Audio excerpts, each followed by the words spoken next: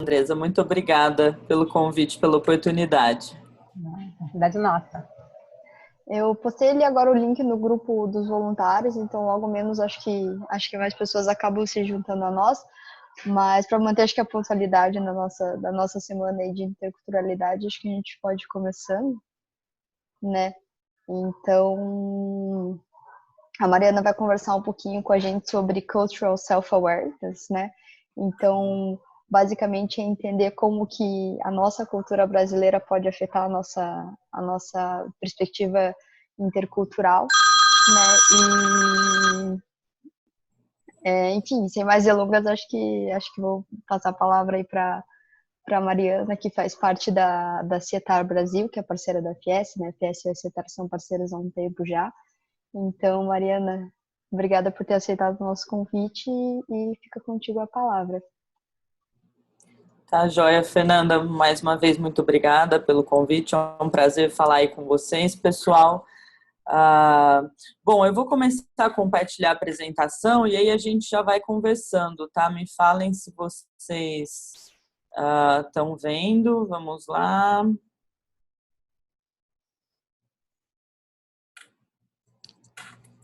Está todo mundo vendo? Sim. Uhum. Então vamos lá, gente. Eu sou então consultora intercultural, né, há mais ou menos 18 anos. Minha formação vem toda da área de relações internacionais, mas eu desde sempre atuei e estagiei como consultora intercultural.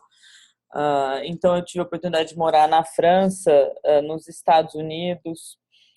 Fiz um projeto interessante na África, um projeto interessante na Ásia. E eu sempre tive duas frases em mente que sempre me moveram muito nessa questão do interculturalismo, né? Que é essa ideia do Peter Drucker de que cultura como estratégia for breakfast. Todo mundo conhece essa frase. Vocês fiquem à vontade aí para interagir, seria ótimo se eu ouvisse um pouquinho de vocês. Não conheço a frase e não entendi o que ela significa. Boa, que obrigada, Guto. Ótima pergunta. O Peter Drucker ele é né, um teórico muito famoso aí da área de administração e eu acho que o intercultural ele sempre tem muita dificuldade de mostrar para que serve, sobretudo eu que trabalho no mundo corporativo, assim, qual é o resultado no nosso trabalho. Então, lendo Peter Drucker, eu descobri essa frase que diz isso. Então, culture is strategy for breakfast. O que quer dizer isso, né? Que a cultura come a estratégia no café da manhã. Ou seja, a gente é acostumado, principalmente as empresas, trabalharem com a ideia da estratégia e elas sempre subestimam o quanto que valores culturais, o quanto que comportamentos culturais vão influenciar para essa estratégia dar certo ou dar errado, tá? Então, eu falo que é uma forma de explicar um pouquinho o nosso trabalho. Ficou claro aí, Guto? Sim, muito obrigado. Então, bom, enfim, esse é o trabalho do interculturalista, né? Eu acho que essa frase fala bastante sobre isso. Só que também tinha uma outra frase que sempre mexeu muito comigo, que aí vem de um dos fundadores, pioneiros da área, que é o Edward Hall, que ele sempre falava assim: uma cultura esconde muito mais do que ela revela. E, estranhamente, o que ela esconde mais eficazmente dos seus próprios participantes, tá? Conhecer essa postura do Hall foi muito importante, porque como eu venho da área de relações internacionais, curiosamente, o que mais fez sentido para mim dentro das relações internacionais foi um livro chamado Raízes do Brasil. Eu achava que, até por eu ter morado na França antes de fazer a faculdade, voltei, tive um choque cultural de retorno enorme, e ter lido Raízes do Brasil me ajudou muito a me integrar novamente com o Brasil, a integrar essas duplas personalidades, né, de França, de Brasil. E então misturou um pouco essa ideia que eu estava vendo nas relações internacionais, a importância da gente conhecer a nossa própria cultura, e tinha alguém muito importante da área intercultural falando exatamente sobre isso. E foi desde então, e aí só vão fazer uns 18 anos, que eu venho desenvolvendo a questão do cultural self-awareness como um valor extremamente importante na ideia da consultoria intercultural, do aprendizado intercultural. Então, assim, mais ou menos o pensamento vai no sentido que antes de eu conhecer a cultura do outro, é muito importante que eu conheça os meus próprios padrões culturais, porque é sempre muito mais fácil eu reconhecer os meus padrões do que eu ficar aprendendo padrões de outras culturas. Então, parti aí nessa viagem de tentar ver onde é que o interculturalismo casava com o que nos transmite aí o que a gente vai dizer os interpretacionistas da cultura brasileira, que é um Sérgio Buarque, um Gilberto Freire, um Darcy Ribeiro. Aí queria perguntar de vocês têm contato com essa literatura? Alguém já leu Raízes do Brasil? Mariana, eu acabei de colocar aqui no chat, eu não li Raízes do Brasil, mas um livro que eu gostei muito, que me ajudou muito a fazer esse entendimento, foi O que faz do Brasil o Brasil, que é o Roberto da Mata. É um livro pequenininho, é legal também. Perfeito, super legal. Tô lendo aqui. Eu acho que o Roberto da Mata, ele depois vem e faz um resumo de tudo isso que trazem esses pais fundadores. É o mesmo caminho, tá? A gente entender os nossos padrões. Aí sempre tem uma questão que é mais, poxa, né? A gente usa generalizações em interculturalismo, e aí fica aquela coisa, mas Mariana, os brasileiros, vai falar dos brasileiros, quem são esses brasileiros? Porque o carioca é tão diferente do paulista, que é tão diferente da pessoa lá de Curitiba, do curitibano. Então, quem são esses brasileiros? É possível falar de brasileiros? E aí, essa hora que eu uso... cadê aqui? Vamos lá. Que eu uso essa ideia do Milton Bennett. Vocês são familiarizados com os arquétipos culturais do Milton Bennett, que são feitos dentro das dimensões, né? Então, todo americano, ele é individualista? Não. Todo japonês, ele é comunitarista? Não. Mas a tendência média da população é que exista aí um padrão de comportamento. Cadê? Sim, legal. Então, que existe esse padrão de comportamento. E eu uso isso de uma forma mais brincadeira, que é assim: o carioca é super diferente do paulista, que é diferente do curitibano, que é diferente do baiano. Coloca os 4 na Polônia. O que vocês acham que acontece?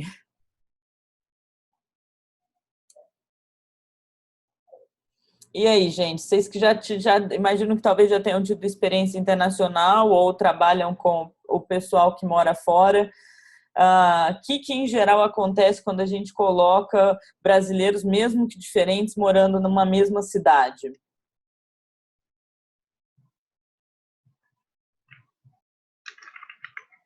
Ninguém se arrisca, eles se juntam. Pronto, Andresa, obrigada. Então, é a ideia que a gente vai formando os guetos, né? Existe uma pesquisa que mostra que de cada 4 expatriados, somente tem tem um sucesso obtido pelas empresas. É uma pesquisa da Harvard Business, ela é antiga, mas eu acho que ela ainda trabalha bastante com a nossa realidade.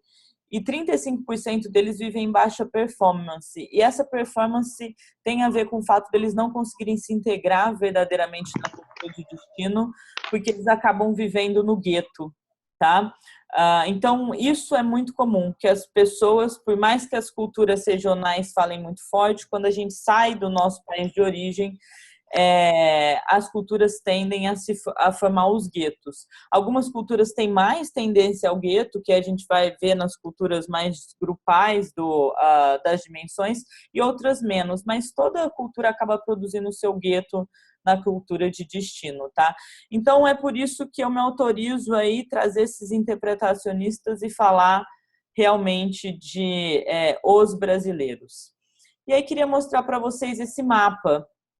Não sei queria saber quantos de vocês já conhecem esse mapa, e se não conhecem, o que chama a atenção de vocês? Queria que vocês dessem uma olhadinha e me trouxessem as interpretações de vocês desse mapa.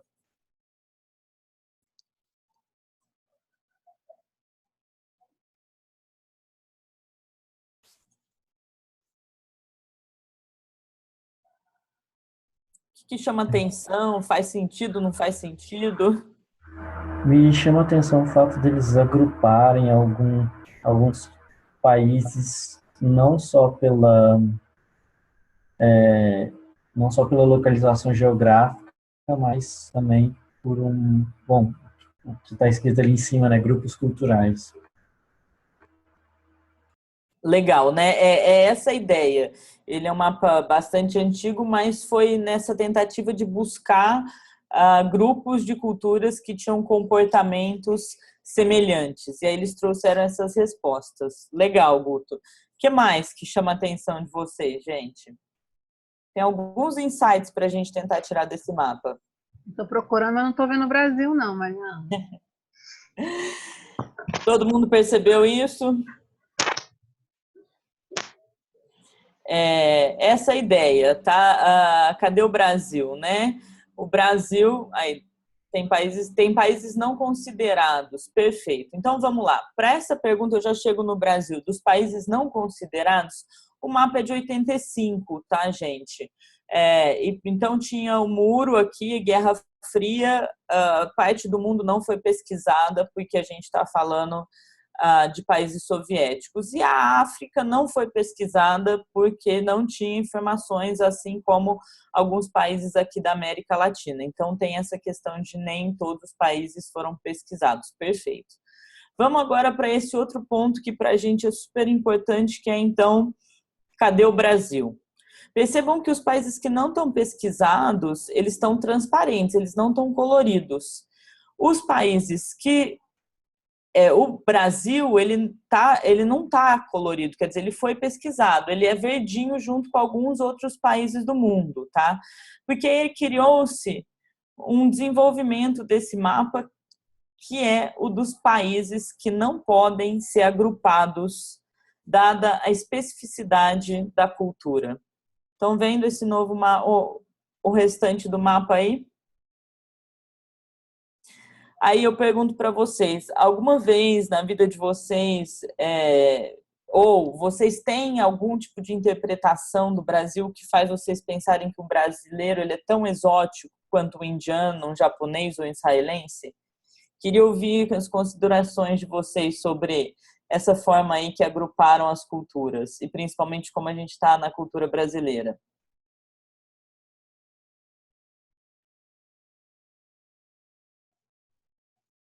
Olha, eu já ouvi, sim, do Brasil ser colocado vamos dizer assim, num bloco, especialmente com a Índia e com o Japão, mas também nesse mesmo bloco, digamos assim, acabavam entrando também três países que estão fazendo um pouco de falta aqui, né, nessa prévia classificação, que é Estados Unidos, Canadá e Austrália, que seriam países que são considerados muito diversos culturalmente, internamente, vamos dizer assim. Que seria difícil falar de uma cultura nacional sobre esses países, porque existe tanta diversidade interna que acaba existindo mais de um grupo cultural, vamos dizer assim, predominante. Então, nesse aspecto, eu fico até impressionado de ver essa outra classificação que está sendo proposta aqui, que não tem, em que só o Brasil e Israel são países de imigração. Tá, perfeito, Guto. Eu acho que você está falando de uma pesquisa que aborda outros aspectos, né? Que a gente volta a falar da questão das diferenças regionais. Entendo o que você está dizendo, nunca pensei sobre esse aspecto, eu desconheço essa pesquisa que você está trazendo, então, claro que eu acredito que existe uma linha de análise nesse sentido.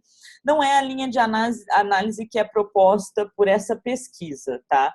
Essa pesquisa, ela tentou trazer países que, de alguma maneira, essa pesquisa entende que existe uma identidade nacional comum e que essa identidade nacional comum ela não pode ser agrupada com outras culturas. Acho que até talvez o Brasil possa ser agrupado com grupos de países que têm uma diversidade regional muito grande, mas não é necessariamente a linha dessa pesquisa. tá? Então, eu estou falando de um outro aspecto, que é países que são tão... têm uma cultura tão própria que eles não podem fazer parte daqueles outros grupos. Porque eu até entendo que, em alguma medida, se a gente pensar, você citou Estados Unidos, Austrália, e não lembro qual foi o terceiro país.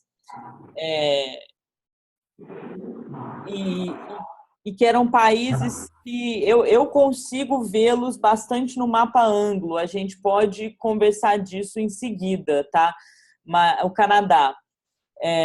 Entendo, obrigada. Eu entendo que são países que a gente tem uma linha, inclusive pelos colonizadores, de uma identidade, tá? Mas, de qualquer maneira, esse mapa ele é falho, tá? Começa pela idade dele, ele é um mapa muito antigo.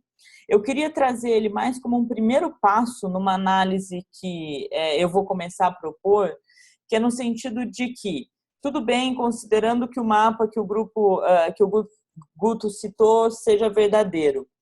De qualquer maneira, não é curioso, e alguém aqui disse que está se sentindo diferentona, que o Brasil faça parte desse grupo dos que não têm uma identidade cultural partilhada, tá? Eu queria trazer mais essa sensação de, para nós brasileiros, e aí pensando na maioria dos brasileiros, os brasileiros têm consciência de que o brasileiro ele pode ser tão diferente para outras culturas? Eu acho que essa era a primeira pergunta do mapa. E aí que eu queria ouvir isso de vocês. Vocês acham que faz parte do brasileiro essa consciência de que nós somos tão diferentes? Ô, Mariana, eu vou partilhar aqui uma experiência que eu tive quando a gente sai, né, do Brasil e encontra outras pessoas que nos classificam, né? E às vezes a gente se reconhece nessa classificação, às vezes não, né? Então, essa questão de ser latino, por exemplo, como uma categoria, a gente a gente pode se sentir latino, até você encontrar outros latinos, aí você se dá conta que você não é tão latino. Na própria, aquele grupo mesmo, quando o mapa mostrou inicialmente os grupos ali, Argentina, Colômbia, eles têm um nível de formalidade que a gente desconhece, né, nas relações, assim. Então, quando a gente está no meio de anglo-saxões, a gente até pode se sentir latino, mas quando a gente está com eles, a gente sente que é bem diferente, né? Então, para mim, esse estranhamento foi mais perceptível no meu contato com outros latinos, que eu achei que a gente era mais parecido do que a gente até ter a oportunidade de conviver. Perfeito, Andresa. Obrigada aí pela interação. A gente vai voltar para esse ponto da nossa latinidade ou não, tá? Porque isso vai explicar, isso é um dos porquês de estarmos nesse grupo.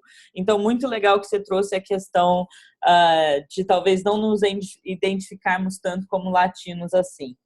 Quem mais, gente? Queria ouvir mais comentários. Me chama mais atenção, na verdade, não necessariamente o Brasil e a Índia, porque eu tinha pensado mais ou menos a mesma ideia do Guto, mas o Japão também está totalmente deslocado dos outros países orientais, assim. Tipo, eu fiquei bem assim, nossa, que interessante, né?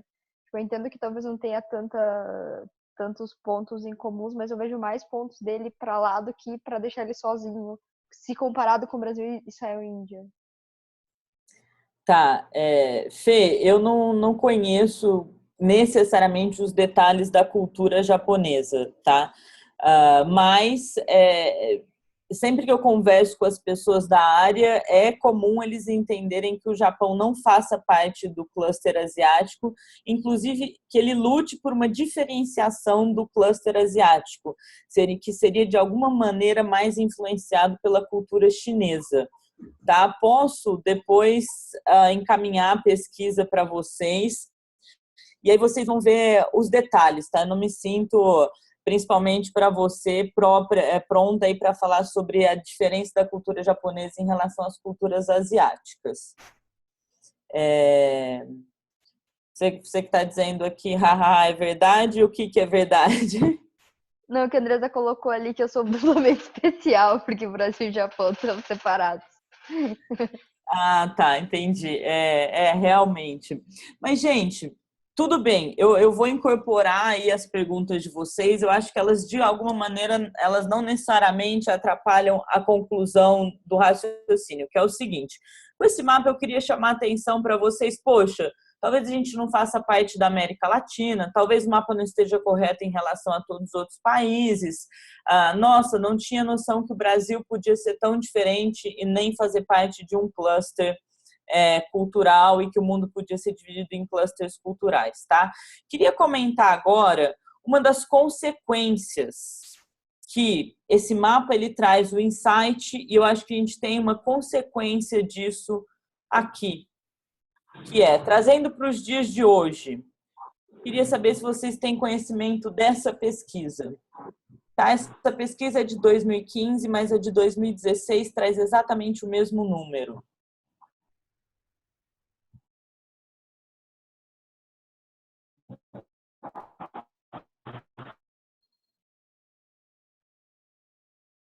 Deu para entender?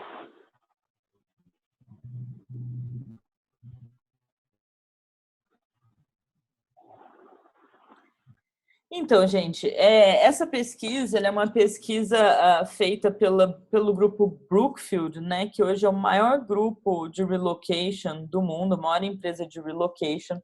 E todos os anos a Brookfield faz uma pesquisa com os international assignees, com os expatriados e com os program managers. Eu acompanho essa pesquisa há pelo menos 10 anos. E há 10 anos o Brasil ele é tido como o segundo maior desafio para os expatriados. Houve um ano em que o Brasil perdeu para a Índia e a Índia ficou em segundo lugar, tá? Então eu queria só trazer esse dado, porque o que eu estou tentando trazer para vocês é essa nossa talvez estranheza em relação ao Brasil. Vocês tinham consciência de que a gente é um país que pode ser tão difícil para um expatriado ir para a internacionalização de pessoas? Vou adicionar a essa pesquisa outros 2 números, tá? Então, essa próxima pesquisa é a pesquisa do Banco Mundial sobre países onde é fácil fazer negócios. Vocês imaginavam que a posição do Brasil é uma posição tão ruim em habilidade para fazer negócios internacionalmente? E aí, coloco mais um slide para vocês, que é uma pesquisa que saiu agora em 2017, do Internations. Não sei se vocês conhecem o Internations, que é um grupo de comunidades, uma plataforma internacional de conexão de expatriados, e os Internations, eles também ranquearam os países de maior dificuldade de adaptação, e o Brasil, ele é o 4º da lista de baixo para cima, dos piores para os melhores. Tá? Então, o que eu estou tentando trazer com isso? Vocês tinham a ideia de que o Brasil pode ser tão difícil como player internacional? Gostaria de ouvir um pouquinho as considerações de vocês.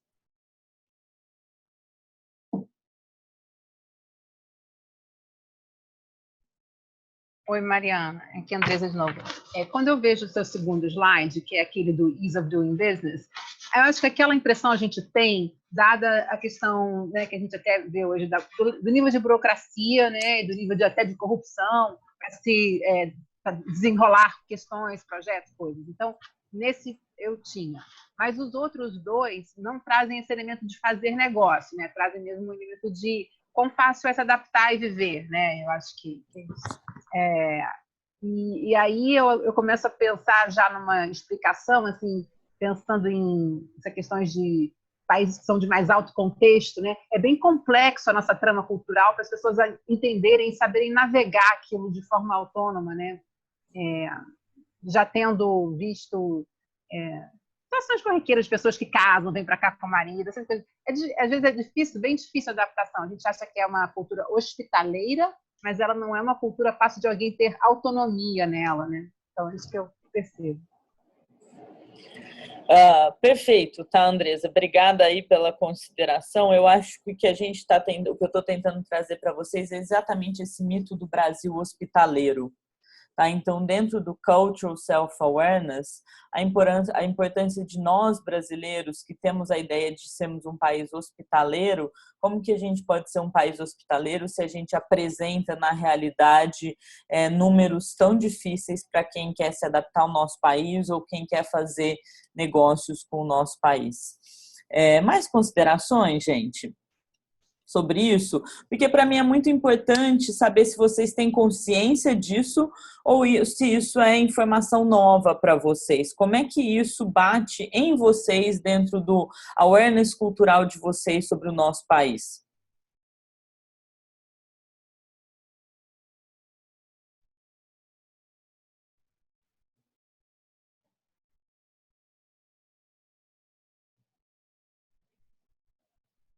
Legal, Thaís. Obrigada aí.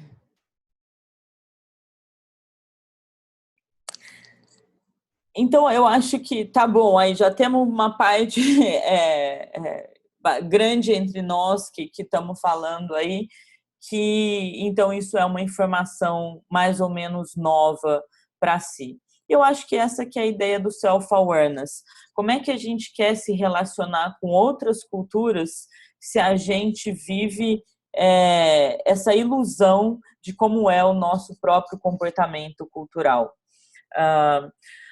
Aqui só lembrando o seguinte, para o turista que vem para o Brasil, que vem visitar na Copa do Mundo, que vem visitar nas Olimpíadas, o Brasil continua sendo a cultura mais hospitaleira, talvez não a mais, mas está entre as mais hospitaleiras do mundo, tá?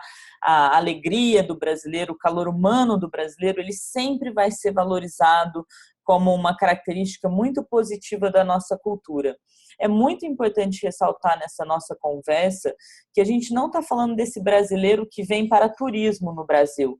A gente está falando daquele brasileiro que depois do terceiro mês tira a mochila de turista e aí ele vai ter que realmente performar e conseguir resultado no Brasil. Então é daí que aparecem esses números. E aí eu quero ouvir de vocês quais são as razões que vocês imaginam que fazem do Brasil essa cultura tão difícil de se relacionar e se internacionalizar.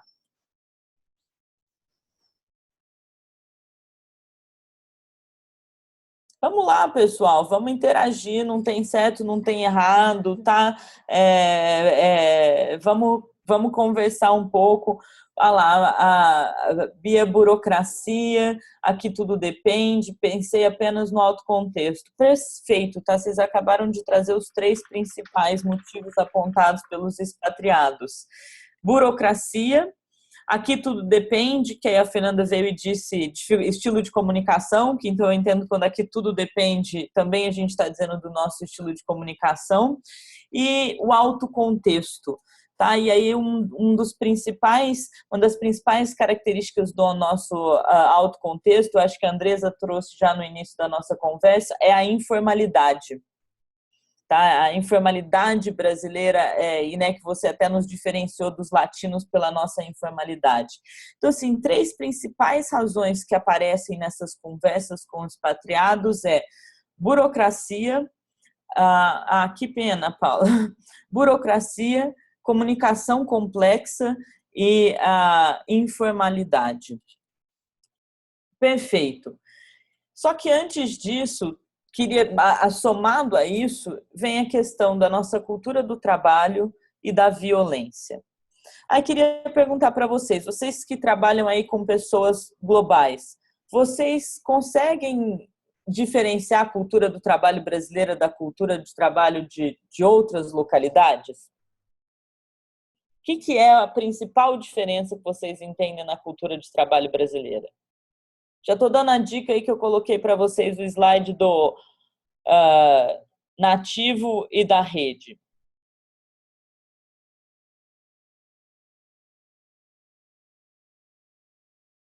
Sem comentários? Ninguém quer tentar? Exatamente. Eu ia falar a mesma coisa que a Andresa colocou ali com relação ao trabalho ser mais relacionado do que focado em tarefa. Então, de vez em quando eu até recebo uns e-mails do próprio FS Estados Unidos, eu vejo que é muito pontual, assim, é uma coisa muito, é isso, a deadline é essa. Né? E eu sei que quando eu vou passar para os voluntários, enfim, ou eu vou falar com brasileiros, eu não posso necessariamente ser assim, eu tenho que colocar o e-mail na cultura, do jeito que a gente fala mesmo, na cultura brasileira. Até por e-mail a gente percebe muito isso. Legal. Obrigada aí, Fê, pela ajuda. Eu acho que é aí que a gente entra numa metodologia que vai trazer, vai explicar o Cultural Self-Awareness, que é a ideia que a gente chama no intercultural de How History Shapes Values. Tá? Então, como a história constrói valores. E aí a gente falou de burocracia, comunicação complexa e informalidade. Uma forma da gente entender tudo isso na gente é a gente buscar na nossa história. Então, por isso que eu trago a brincadeira do Native Indian and the Hammock. Por quê? Porque essa é a história de um mito fundador do Brasil, que é o mito do Brasil como paraíso na Terra. E aí tem aquela piada, não sei se vocês já conhecem a piada do Native Indian and the Hammock, mas a ideia é que então tinha um Native Indian brasileiro deitado aqui nessa rede, e aí ele está olhando para o mar e tomando sol. E aí chega um americano para ele, assim como a Fernanda disse, fala, pô, índio, levanta aí dessa rede, vamos trabalhar, vamos ser pontuais, vamos produzir, vamos trazer resultado. Esse vai ficar rico. E aí o Native Indian fala, tá, mas eu vou fazer o quê como rico? Aí o americano, poxa, aí você vai montar uma pousada e você traz vou mandar meus turistas para cá, você vai ficar muito rico. Aí o Indian, poxa, mas americano, eu faço o quê como muito rico? Aí o o americano falou, nossa, aí você monta uma rede de pousadas, hotéis no mundo inteiro, com temática de indígena, e aí você vai ficar milionário. E aí o Native Indian falou, mas eu faço o quê como milionário, né? Aí ele falou assim, bom, a cada 2 anos você tira 10 dias de férias, deita na rede, toma sol e olha para o mar. Tá? Essa piada, gente, é uma brincadeira para explicar um pouco esse sentido do trabalho para o brasileiro, tá? E aí a gente vai voltar lá na explicação sobre a nossa diferença dos latinos. Quando a gente pensa, uma das principais distinções entre a sociedade brasileira e a sociedade da América Latina é o princípio das sociedades indígenas. Quando a gente pensa nas sociedades indígenas, na América Latina a gente teve desenvolvimento de civilizações, do que é chamado de civilizações. E por que é chamado de civilizações? Porque eles tiveram que se estabelecer, tá? Eles tiveram que aprender a produzir, eles tiveram que se organizar, principalmente pela ausência de recursos naturais. Enquanto a gente diz que a sociedade brasileira, que é aí abençoada por Deus, que é esse signo utópico, como vai falar Darcy Ribeiro, signo utópico de paraíso na Terra, os indígenas não precisavam se organizar, eles puderam se manter nômade por todo o período da nossa história, tá? Exatamente pela presença de abundância de recursos naturais. Então a gente fala que, por exemplo, o conceito do trabalho, o conceito de escravidão, ele já estava muito bem estruturado nas chamadas civilizações dos indígenas maias, incas e astecas, enquanto os indígenas brasileiros nunca desenvolveram o conceito do trabalho. Eles iam pescar porque eles tinham fome, mas eles nunca trabalharam para pescar, a ponto que de uma das causas principais da dizimação dos indígenas pelos portugueses é que os próprios indígenas se suicidavam para não terem que trabalhar para os portugueses, porque eles não entendiam a ideia de trabalhar para os outros. Mais informações nesse sentido, aí busquem um pouquinho no Darcy Ribeiro. Mas a ideia é que aqui, então, se durante a nossa sociedade indígena a gente não teve o desenvolvimento do conceito do trabalho, a primeira vez que a ideia de trabalho chega na cultura brasileira, ela chega com os escravos trazidos da África, tá? Então, uma ideia de não conceito de trabalho é substituído por trabalho como escravidão. Daí que o brasileiro ele tende a pensar o trabalho, lembra aquela diferença que a gente sempre faz quando a gente está falando de cultura? Tem culturas who work to live e culturas who live to work. Conhecem essa diferença? E aí eu acho que é claro onde aparece a cultura brasileira, né? Ou as culturas do do e as culturas do be. Tá? Sendo, por exemplo, a cultura americana uma cultura do do e a cultura brasileira uma cultura do be. Estão acompanhando aí? Faz sentido isso para vocês? Tá tudo bem por aí? Ok.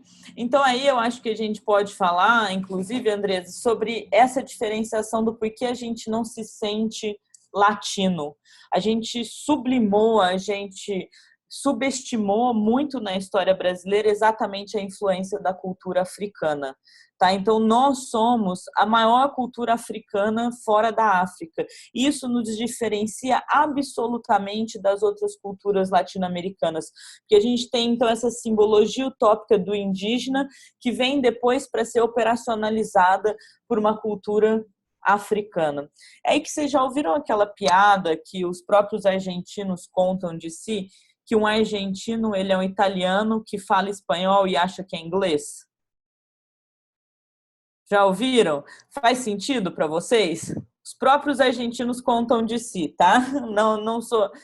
Aí eu pergunto, aí eu aprendi com o argentino que também existe a piada dos brasileiros, exatamente a mesma coisa. O brasileiro é tananã, que fala tananã e acha que é tananã. Queria que vocês me ajudassem aí a criar essa piada do brasileiro. Então, o brasileiro, vocês acham que é quem? Pode falar, gente. A gente está em pouca gente, os microfones não vão se atrapalhar aí, não. Vamos lá. O brasileiro, ele acha que ele é quem?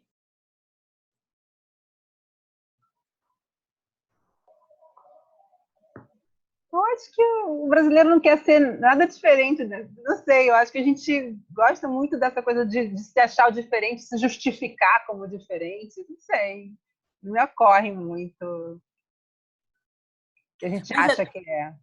É dentro da mesma linha, tá? É a mesma coisa. O argentino, então, ele é um italiano que fala espanhol e acha que é inglês. Ok?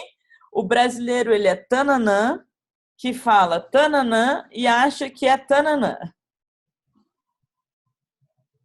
Bom, vamos arriscar, né? Vamos arriscar. Mundo vê, quem que vocês acham que o mundo acha que é o brasileiro?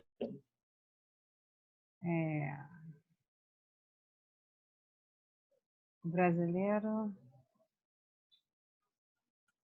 Vamos lá, gente. Não, o brasileiro, digamos, é o africano que fala português e acha que é latino? Não sei. Arrisquei quase. Aí a minha. Arrisquei a minha. Rosana, arrisca aí, Rosana. Perfeito, tá? Vou ajudar. As duas primeiras estão certas. Andressa. Tá, só que a gente acha mesmo que é latino, porque mesmo no começo você já trouxe essa ideia de que talvez a gente tenha dúvida dessa identidade. A gente acha que a gente aqui é americano? Pode ser.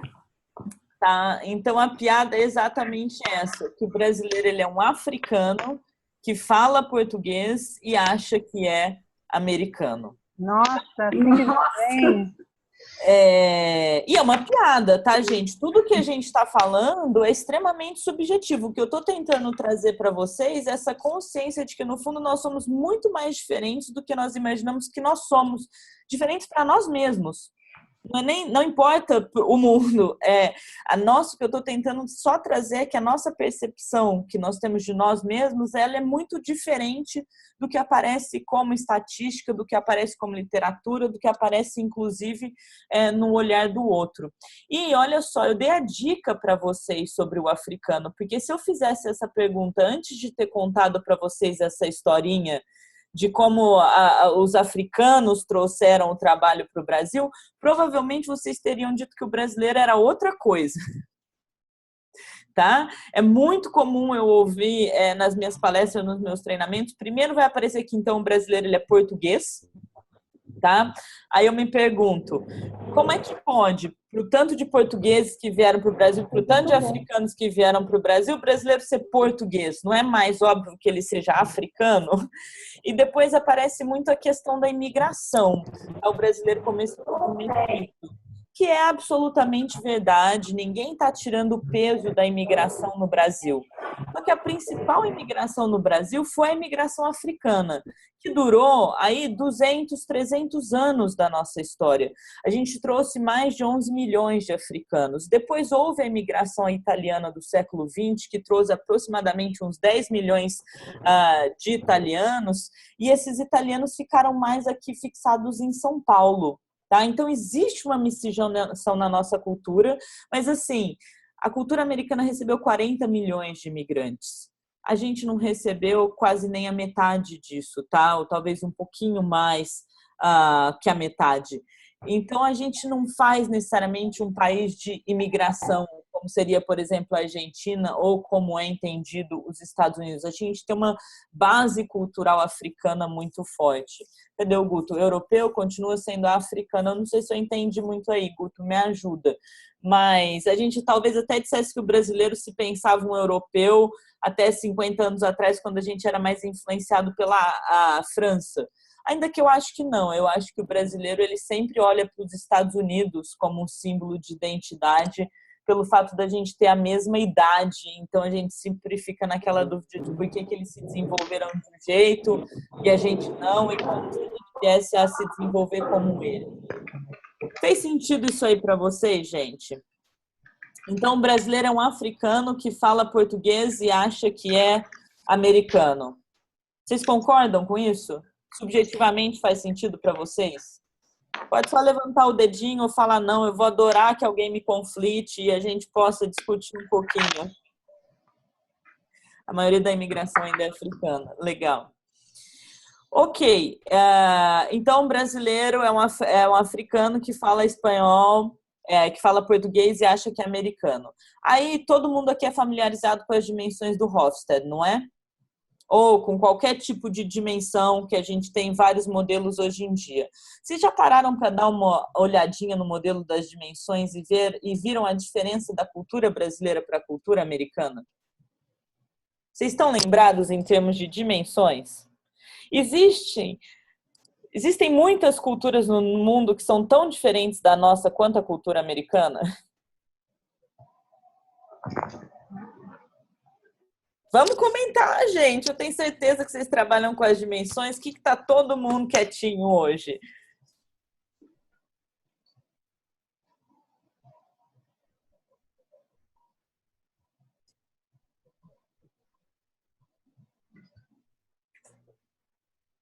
Nenhum comentário?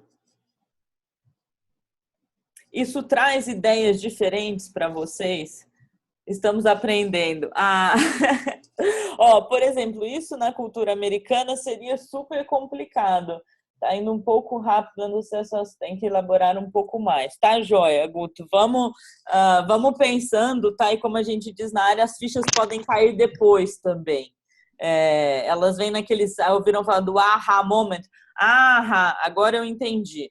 Tá? Então, eu vou só trazendo algumas considerações importantes e depois a gente pode conversar um pouquinho mais.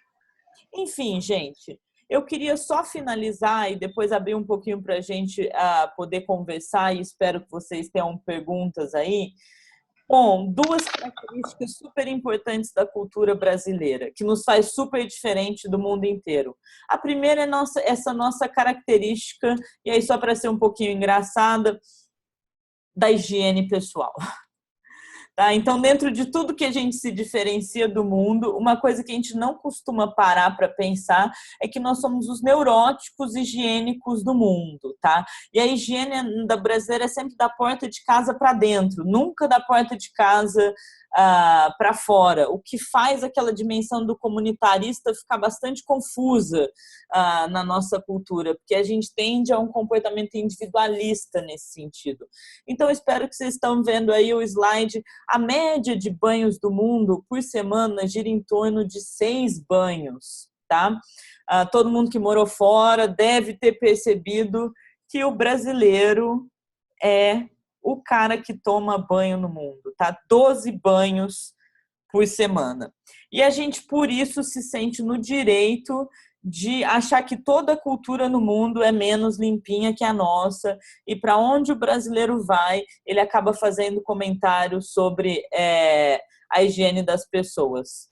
Vocês já viveram situações assim? Concordam com isso? Quais são as consequências disso? Eu acho que a principal consequência com relação especificamente ao banho é que a gente não tem noção de sustentabilidade, assim. Pelo menos foi o que eu passei quando eu fiz integrando pela FS, assim. Foi uma coisa meio... Você não tem consciência de que você gasta muita água tomando as quantidades de banhos. E eu tomava um por dia, assim, então... E era rápido. Então, assim, mas para eles era muito... Não tinha consciência, não sabia pensar no todo. Assim, eu pensava em mim e eu tomava banho, mas aquilo para eles não era necessário, né? Então, Perfeito, Fê. Eu acho que todo mundo que morou fora já teve que, em algum momento, encarar as diferenças da quantidade do banho e não só a quantidade, o tempo do banho, tá? Então já deve ter, alguma maneira, ter levado uma bronca aí da família hospedeira pelo tanto de banho que tomava. Tô vendo que nós é pobre, mas nós é limpinho. Ótimo. Gente, essa frase é uma frase que, assim, ela não cabe no politicamente correto, né? Ela é extremamente absurda e a gente fala isso da gente mesmo. E vocês sabem de onde vem essa frase? Vocês têm ideia do porquê que tem a existência dessa frase? Ela é linda. Muito obrigado quem trouxe ela. Vocês sabem que o brasileiro ele é o cara que escova os dentes 3 vezes por dia, né? E que, inclusive, na empresa, ele tem a pochetezinha dele com escova e fio dental e ele vai todo mundo para o mesmo banheiro escovar os dentes. Bom, trabalhando numa empresa, França, quais consequências disso? A primeira é que o brasileiro ele tem muita dificuldade de dar credibilidade para pessoas que têm dentes ruins. E aí, com qualquer europeu que ele vai trabalhar, ou asiático, ele vai ficar pensando, pô, mas esse cara tem dinheiro, por que ele não arruma os dentes, né? Então, isso gera um probleminha de você escovar os dentes. Tá, aí tem o outro lado desse problema, tá? Os franceses, por exemplo, eles pediram em empresas no Brasil que o banheiro fosse separado dos franceses dos brasileiros, porque para eles era privado demais essa ação de passar fio dental e escovar os dentes na frente das outras pessoas. Eles não queriam nem fazer isso, nem ter que ver as pessoas fazendo isso, porque eles achavam absolutamente nojento a pessoa ir lá escovar os dentes na frente dele, tá? Então essa seria mais uma consequência negativa. Ah lá, também sinto isso, tem que contar baseado. Tá vendo? Na cultura francesa você estaria super bem, Guto, porque eles acham extremamente estranho essa ultra intimidade que a gente desenvolve, que aí já vai falar de uma outra característica nossa. Mas queria só perguntar para vocês, por que o brasileiro é o cara que mais escova dente no mundo? Nunca se perguntaram por que usar aparelho no Brasil virou sinônimo de poder, né, de ascensão social. À medida que a pessoa ganha dinheiro, ela vai querer ter os dentes totalmente corretos, extremamente estéticos. Aqui em São Paulo, há 2 anos, na 25 de março, eles estavam vendendo aqueles bracelets, o aparelho fake, só porque estava na moda, né, que é sinônimo de poder. Vocês já pensaram o porquê disso? Ô, Mariana, vou falar uma coisa bem absurda agora, talvez seja, mas é o que me vem à mente, porque eu moro aqui no Rio de Janeiro, aqui a gente tem a Pedra do Sal, né? Que é onde, no Porto de Valongo, onde chegavam os escravos e ali tem uma parte do turismo africano que tem essa coisa de olhar os dentes da pessoa, ver se a pessoa tinha saúde, né? Então, os dentes, eles são um espelho da sua saúde pra gente, ser forte, ser bonito, os dentes eram cartão de visita. Então... Matou a charada, Andresa. Não tem nada de absurdo nisso, tá?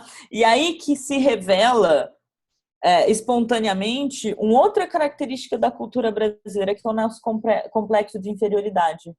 Por que você acha absurdo isso que explica tanto da nossa história, tá? Que é exatamente aquela frase, a cavalo dado não se olha os dentes. Por quê? Porque se você tem que comprar, você tem que verificar os dentes, porque os dentes é sinônimo de saúde. Então, a questão da limpeza brasileira, nessa higienização do brasileiro, ela vem como o sinônimo de ascensão do escravo, né? Que é essa frase que a gente viu, nós é pobre, mas nós é limpinho. Por quê? Porque aí nós pode trabalhar bem na casa do patrão, porque quanto mais limpinho nós for, mais o patrão vai gostar da gente. Então percebem que coisa maluca e que a gente acha que a gente não liga isso à nossa história, tá? Então aqui falei só um pouquinho disso para vocês, porque essa questão da higiene do brasileiro ela é muito curiosa, a gente precisa começar a tomar muito mais autoconsciência disso, porque na França, quando eu morei lá, eu sofri muito com isso. E um dia, reclamando, né, reclamando não, criticando a forma como eles lavam a louça lá, porque lá eles lavam a louça, eles fecham a tampa da pia e lavam tudo com a mesma água. E eu falando que aquilo era absurdo. E também falava que era absurdo porque minha mãe francesa, ela colocava tudo na mesma máquina de lavar roupa. Roupa íntima, pano de chão, era tudo, que era uma máquina por dia e menos do que isso. E eu fui falar para ela que aquilo era um absurdo nos padrões de higiene e ela virou para mim assim, sabe por que você pode ter outros padrões de higiene no Brasil? Porque vocês cometem crime ecológico e porque vocês têm um escravo dentro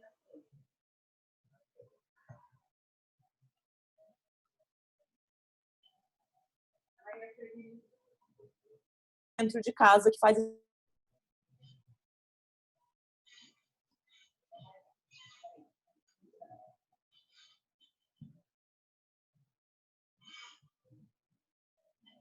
fortes na nossa cultura.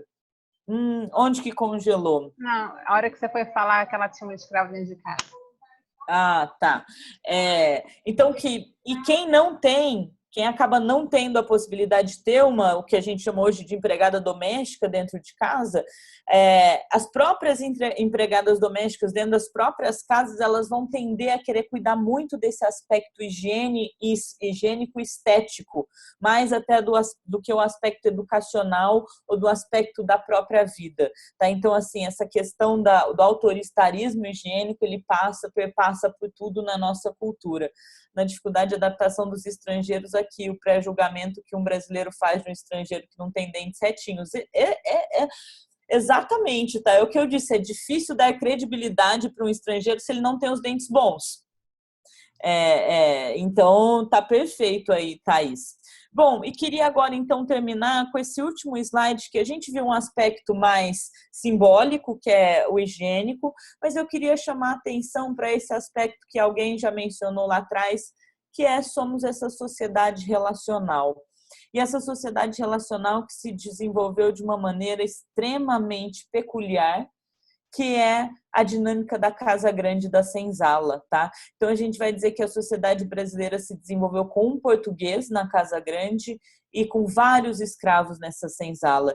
E esse português, ele começa a se relacionar com essas escravas, todo mundo sabe disso, e tinha inclusive uma relação emocional forte, existia paixão.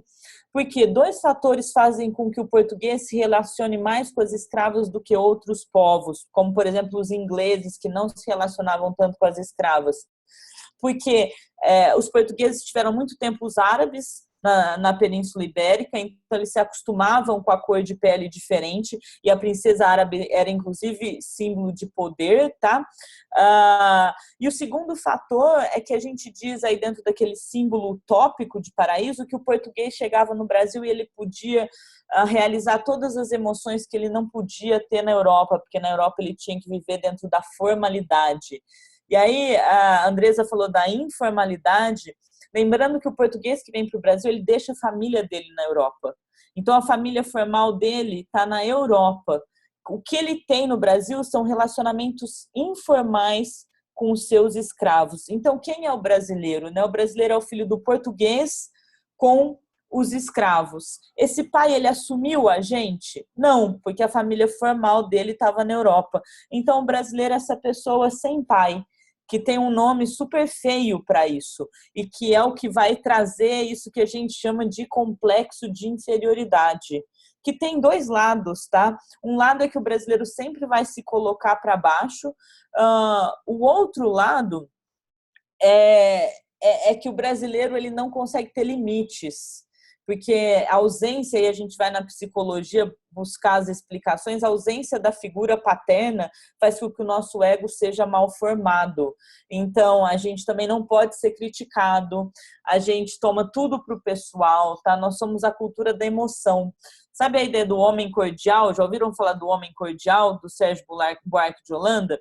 Muita gente acha que quando ele está falando do homem cordial, ele está falando do homem hospitaleiro, né, do homem que tem uma boa educação. Não, Sérgio Buarque de Holanda, quando ele fala do homem cordial, ele fala do homem que faz tudo com o coração. E o coração, ele tem aspectos positivos e negativos. Então, ele está falando desse homem emocional, tá? Que essa também é outra característica muito importante do brasileiro, inclusive no ambiente de trabalho, é a hora que nós somos informais e emocionais e não profissionais. E só para finalizar, os principais aspectos trazidos pelos estrangeiros, então, são o personalismo, e a gente usa uma frase famosa na área que é "The boss is the father", tá? Porque o pai, ao mesmo tempo que ele é pai, ele é o senhor dos escravos. E aí nas empresas brasileiras a gente tem a mesma reprodução dessa dinâmica, que a gente vai falar de uma mentalidade escravista familiar, de que então o chefe, ele é o pai. Só que tudo isso dentro de uma relação muito informal. Por isso que então eu chamo o meu chefe pelo primeiro nome, eu dou tapinha nas costas, mas a sociedade brasileira é extremamente estruturada, dentro de muita intimidade. A gente já comentou como o brasileiro, né, desenvolve intimidade com o outro, seja no elevador, seja na hora que ele escova os dentes na frente do outro. E dentro de uma comunicação que preza por não dizer não, que preza por evitar o conflito, tá? Aí vocês vão falar assim, mas Mariana, você está me falando de 1.300, 400 anos atrás. Queria só mostrar para vocês que não. Tá? Não preciso, todo mundo conhece isso aí, tá? Desigualdade social no Brasil, Morumbi, 2017, acho que é bem fácil a gente traçar os paralelos entre essa imagem e essa, correto? Dá para perceber?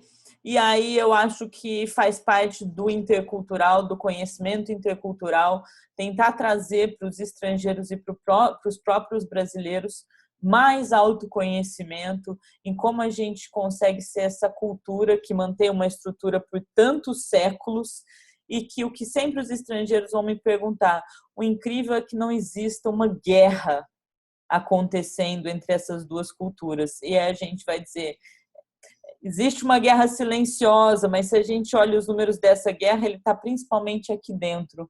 Não dá nem para dizer que é uma guerra das duas partes, mas adorei, vamos falar sobre isso, tá? Tem que os brasileiros são muito hospedeiros. Claro, a gente é muito hospedeiro, principalmente só até o 3º mês. Enfim, gente, eu queria parar por aqui, tá? Essa é só a pirâmide de renda do brasileiro, a gente não vai ter tempo para conversar sobre isso. Eu tentei, através da apresentação de hoje, mostrar como a consciência cultural é importante e como a história mostra para a gente como os nossos valores foram sendo construídos. Não deu tempo da gente conversar sobre os valores, isso é o que seria feito durante todo um treinamento intercultural, sempre no sentido de não falar que o Brasil é pior do que nenhum outro lugar, porque culturas são diferentes, não melhores ou piores, mas o brasileiro precisa ter mais consciência cultural exatamente para poder se explicar para o estrangeiro e aí poder estabelecer uma relação de empatia. Queria ouvir vocês agora. Tem uma pergunta, Mariana.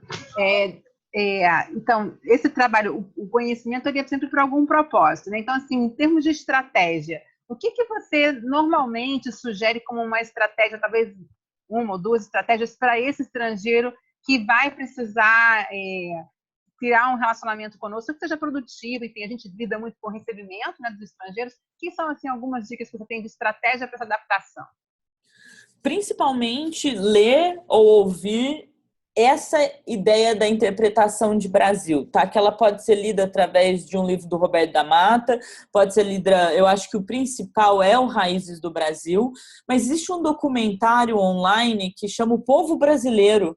São 25 episódios são 10 episódios de 25 minutos cada. Isso aí tá online, tá aberto, que é exatamente tudo isso que eu expliquei para vocês. É um documentário muito bem feito em cima da obra do Darcy Ribeiro, O Povo Brasileiro. Porque eu acho que a principal ideia é isso, a gente vai, através da nossa história, explicar a elaboração dos nossos valores para gerar empatia. Aí o estrangeiro vai falar assim, então é por isso que eles escovam os dentes? Entendi. Agora eu tenho mais empatia do porquê porque eles escovam os dentes. E você vai fazendo isso com todas as características que são estranhadas pelo estrangeiro que chega no Brasil. Tá? Então, eu acho que aí para o estrangeiro é o que a gente chamaria de cultural awareness. Né? Para nós, brasileiros, a gente está falando de cultural self-awareness. Para eles seria ganhar awareness sobre a nossa cultura. E acho que literatura, música, isso o Brasil é riquíssimo, a gente usa muito pouco. A minha pergunta vai um pouco nesse sentido que você estava falando agora, Mariana. E para nós brasileiros, como que o que você sugeriria de estratégia para a gente aumentar a nossa cultural self-awareness? A mesma literatura, só que para você é obrigatório. Tá? Infelizmente, não faz parte muito da nossa cultura essa coisa da leitura, essa coisa do conhecimento cultural mesmo. E também foi apagado da nossa história essa questão da escravidão, tá? Para saber sobre isso, tem que buscar o Caetano Veloso, que vai falar lá que a escravidão é a característica nacional do Brasil. Você tem que buscar alguns intérpretes que têm coragem de falar sobre o tema. Mas, vocês assistindo esse documentário do Darcy Ribeiro, lendo Raízes do Brasil e ouvindo muito da música boa brasileira, eu acho que nossos músicos Caetano, Gil, eles são filósofos tão importantes quanto Rousseau ou Montaigne, enfim. E eles falam nessa linguagem nossa, que é esse estilo cognitivo musical. Então, eu acho que é isso. Abrace a cultura brasileira, sabe? Coma muita cultura brasileira. Mariana, posso fazer um comentário que ficou um pouco para mim naquela imagem da rede na praia, e você falando da questão da cultura do trabalho, mas a gente sabe, todo mundo nas nossas realidades, principalmente em metrópoles e tudo, que o brasileiro ele é um cara que trabalha muito, ele se sacrifica muito pelo trabalho, ele enfrenta 2 horas de condução, mesmo um profissional liberal se impõe longas horas, trabalha aos sábados. O brasileiro ele é um trabalhador, ele não é um cara de rede, né?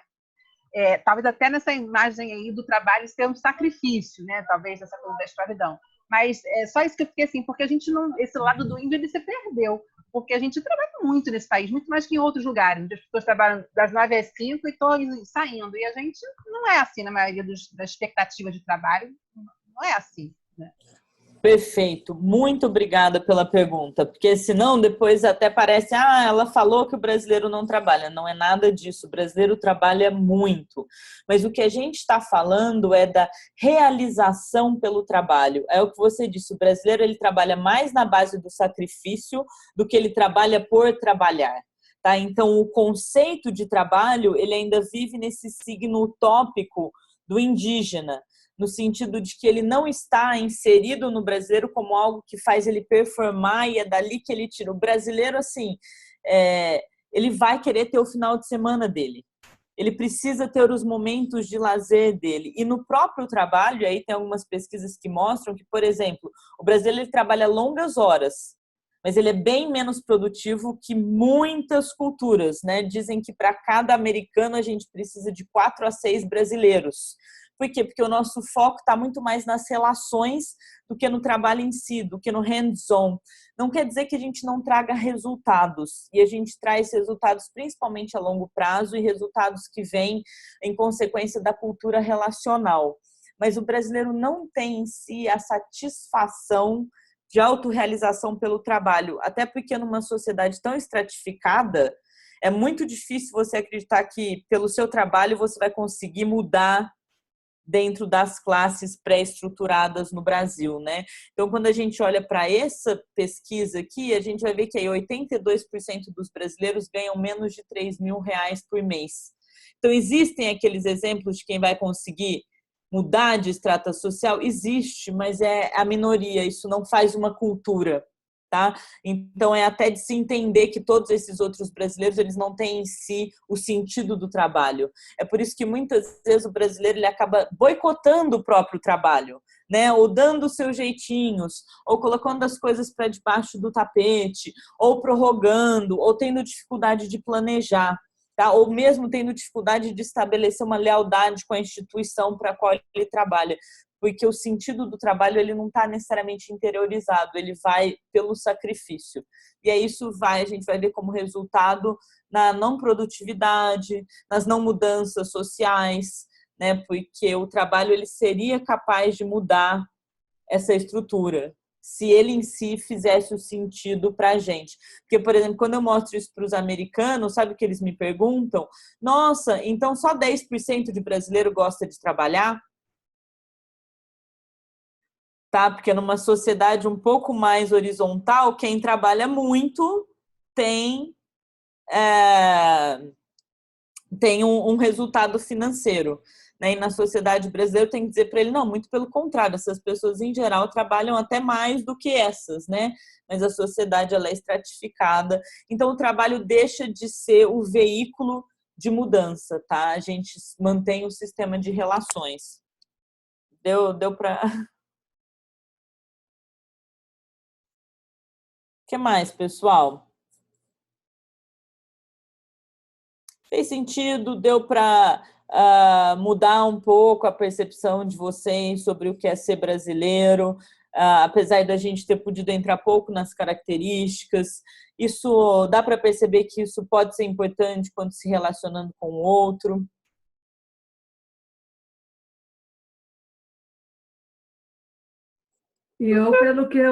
Por essa aula que nós tivemos aqui hoje da cultura brasileira, eu estou me começando aos 53 anos conhecer o Brasil, a nossa cultura, que praticamente a gente não conhece nada, a gente acaba, nós mesmos nos boicotamos nessa questão da cultura brasileira.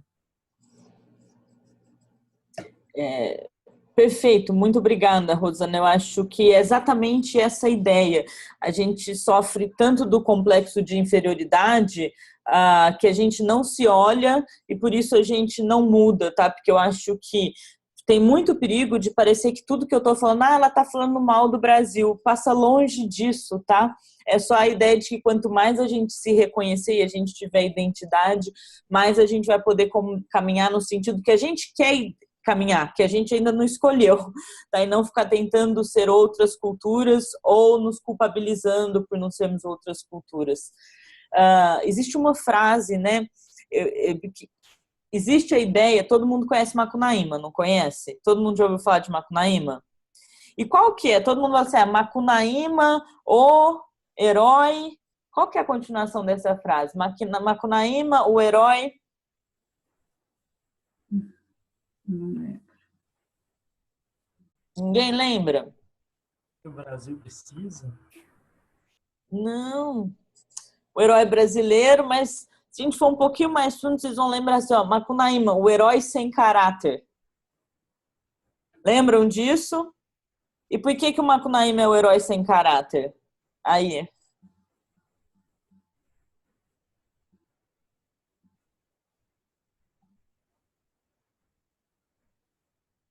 Ninguém tem ideia de por que o Macunaíma é o herói sem caráter? Pode chutar, gente. A gente diz que, em geral, o brasileiro vai achar que o Macunaíma é o herói sem caráter porque ele vai ligar a ideia do malandro. Né? E o Macunaíma, com toda a sexualidade dele, com toda a não vontade dele de trabalhar. Então, essa ideia do malandro. E é muito interessante que existe um café filosófico do Miguel Wisnik, tá? Só para dar uma dica de onde vocês podem ver mais sobre isso. Que ele fala assim, olha, na verdade o Mário de Andrade, quando ele escreveu Macunaíma, como o Mário de Andrade tinha uma cabeça bem europeia, que é essa coisa da elite brasileira, o Mário de Andrade ele faz uma grande ironia com os brasileiros. Porque ele vai e coloca Macunaíma um herói sem caráter. Só que o que ele estava querendo dizer com isso não é o herói sem caráter porque é malandro, que é o que os brasileiros vão pensar. Só que o brasileiro não entende ironia. Porque o que o Mário de Andrade diz é Macunaíma, o herói sem caráter, porque o caráter, a identidade do brasileiro está em construção. Então, a gente ainda não tem um caráter, mas não tem nenhum tipo de julgamento nessa frase. Só que, em sabendo do complexo de inferioridade brasileira, Mário de Andrade vai lá e joga isso na nossa cara. Quer ver? Eu vou falar isso, vocês vão automaticamente se achar menos, se acharem malandros. E vocês vão ler Macunaíma como o cara que é o bárbaro, né? Não o civilizado. Só que o que Mário de Andrade propõe é exatamente o oposto de tudo isso. Ver no Macunaíma todas essas características que são tão nossas, que é a nossa informalidade, que é a nossa positividade relacional, que é o nosso mundo de afetos, como um caráter em construção.